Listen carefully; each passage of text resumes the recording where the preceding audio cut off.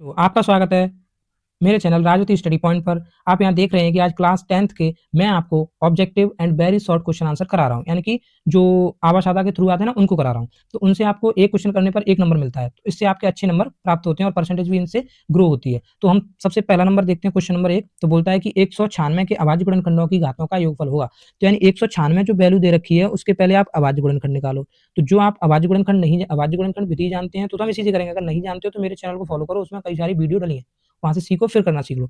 तो इससे अभाज्य गुणनखंड निकालेंगे तो देखो अभाज्य गुणनखंड कितना आएगा, 2 से 19 में देंगे तो कितनी बार जाएगा बच्चों, 2 9 जा 18 और 2 8 जा 16।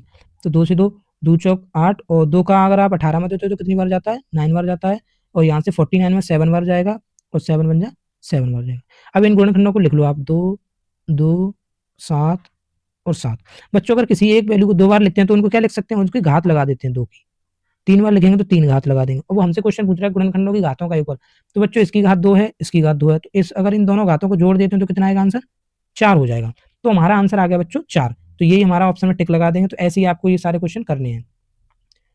तो हमारा आंसर आ गया बच्चों 2। अब आता है सेकंड क्वेश्चन, यदि द्विघात समीकरण x square minus k x plus 4 is equal to 0 के मूल समान हो तो k का मान क्या होगा। तो देखो बच्चों k का मान क्या होगा, यहाँ ये क्वेश्चन दे रखा है, इसमें k का मान निकलवा रहा है, तो k का मान क्या होगा कैसे निकालेंगे। तो हमारे पास इसमें ये पूछ रहा है कि क्या मान सही होना चाहिए। तो अगर हम k की वैल्यू प्लस माइनस 2 लेके चलते हैं तो अगर इसमें रखें तो हमारे जो गुणनखंड करेंगे ना फैक्टर, वो हमारे गलत आते हैं। अगर मैं इस वाले ऑप्शन को लेकर चलूँ यानी प्लस माइनस 4, वैसे तो बच्चों इसका आंसर सीधा यही है, प्लस माइनस 4। तो अब मैं इसको प्रूव करता हूँ कि कैसे सही है। तो इसमें वैल्यू रखते हैं k की, एक्स स्क्वायर माइनस k की जगह पे कितना रखना 4, एक्स प्लस 4। तो देखो एक्स स्क्वायर, मैं इसको क्या लिख सकता हूँ, 4x को इसको लिख सकता हूँ 2x माइनस 2x प्लस 4। बच्चों minus 2x minus 2x minus 4x होता है।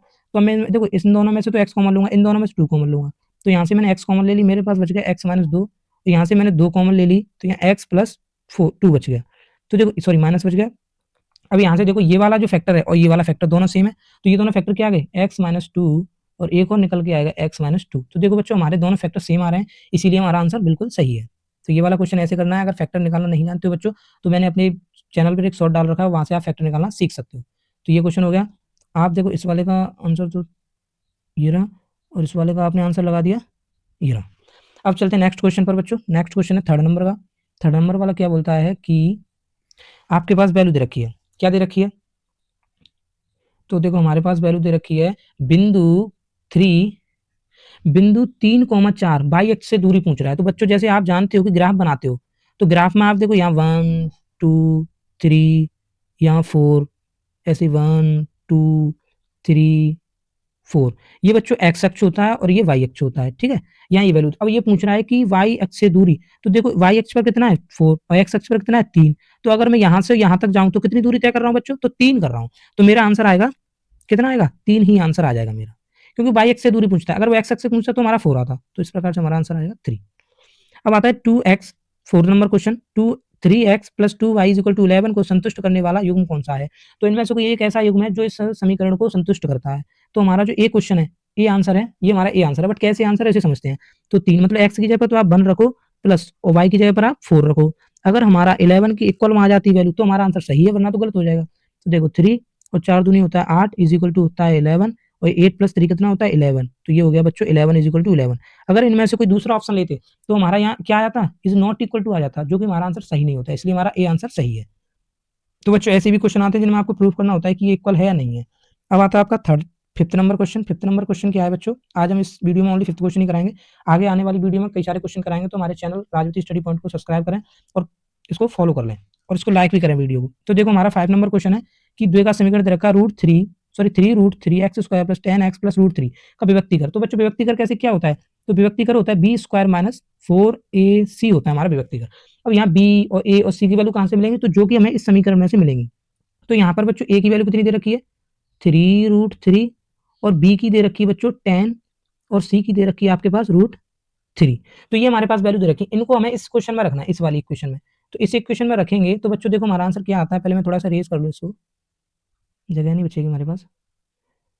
देखिए ये हमारे पास थी, अभी मैंने आंसर बताया, सॉरी हमने फॉर्मूला लिया था वी स्क्वायर माइनस 4ac। तो इसमें आंसर रखो आप। तो देखो बी की वैल्यू कितनी 10, तो 10 रखो और 10 का होल स्क्वायर है तो इसका भी होल स्क्वायर कर दो माइनस 4। ए की वैल्यू कितनी दे रखी है बच्चों 3√3 दे रखी है, मल्टीप्लाई सी की वैल्यू √3 दे रखी है।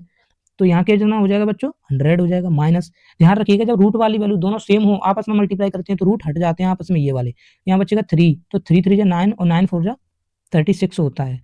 और 100 में से 36 माइनस करते हैं तो 64 आ जाता है। तो हमारा आंसर आ गया 64। तो यहाँ से हम क्या करें थोड़ा सा इरेज कर देते हैं इसे ताकि हमारा आंसर दिख जाए। तो हमारा आंसर आ गया बच्चों 64। थैंक यू बच्चों। ऐसा और कंटेंट लेने के लिए मेरे चैनल को सब्सक्राइब करें और मेरी वीडियो को लाइक करें, कमेंट भी करें कि हमें और वीडियो चाहिए तो मेरे को कमेंट करें ताकि मैं और आपको वीडियो दे सकूं। ऐसे ही बहुत सारे क्वेश्चन हैं, क्वेश्चन की पूरी बुक लिस्ट है मेरे पास, मैं और भी कराऊंगा अभी तो मेरे चैनल को सब्सक्राइब करें।